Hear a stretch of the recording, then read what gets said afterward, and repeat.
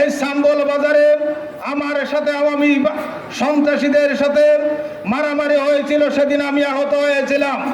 এই সাম্বল বাজারের মাঠে এই কুখ্যাত মুজিব এবং আওয়ামী সন্ত্রাসীরা আমার সেদিন হাতে ভেঙে দিয়েছিল। তারই ধারাবাহিকতায় আমি বলতে চাই, আজকে সমগ্র বাংলাদেশে শহীদ রাষ্ট্রপতি জিয়াউর রহমানের উত্তরসূরি আমাদের প্রিয় নেতা জনাব তারেক রহমান ইফতার মাহফিল করছেন।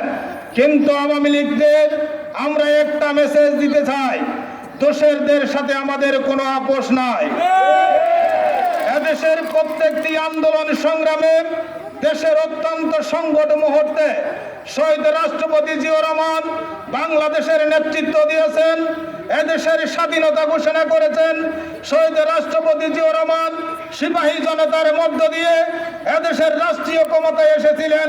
শহীদ রাষ্ট্রপতি জিয়াউর রহমান যখন শহীদ রাষ্ট্রপতি জিয়াউর রহমান এই আন্তর্জাতিক ষড়যন্ত্র, দেশীয় ষড়যন্ত্রের মধ্য দিয়ে শাহাদাত বরণ করেছিলেন, যখন হোসেন মোহাম্মদ এরশাদ বাংলাদেশের ক্ষমতায় অধিষ্ঠিত হয়েছিলেন, তখনই বাংলাদেশের আপসহীন নেত্রী দেশ নেত্রী বেগম খালেদা জিয়ার নেতৃত্বে আন্দোলনের মধ্য দিয়ে গণ আন্দোলনে স্বৈরাচার হোসেন মোহাম্মদ এরশাদকে পতন করতে বাধ্য হয়েছে।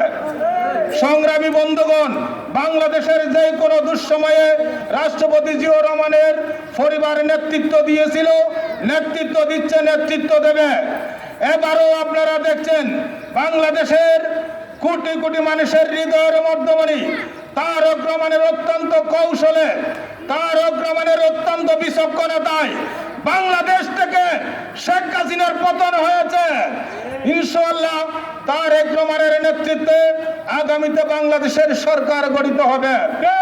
আমি এই অন্তর্বর্তী সরকারের কাছে উদাত্ত আহ্বান জানাবো, আমাদের নেতা 21 দফা কর্মসূচির মধ্য দিয়ে, সকল 31 দফা কর্মসূচির মধ্য দিয়ে সকল সংস্কারের কথা বলেছে, এমন কোনো কথা নাই তিনি 31 দফা কর্মসূচিতে উল্লেখ করে নাই।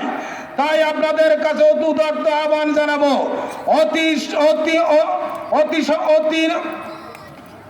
আপনারা অতি তাড়াতাড়ি বাংলাদেশের জনগণের মধ্য দিয়ে একটি জনগণের সরকার নির্বাচিত করার জন্য আপনারা ভোটের ব্যবস্থা করুন, এ আশা ব্যক্ত করে আজকের এই ইফতার মাহফিলের উত্তরোত্তর সফলতা কামনা করে আমি আমার বক্তব্য এখানে শেষ করছি।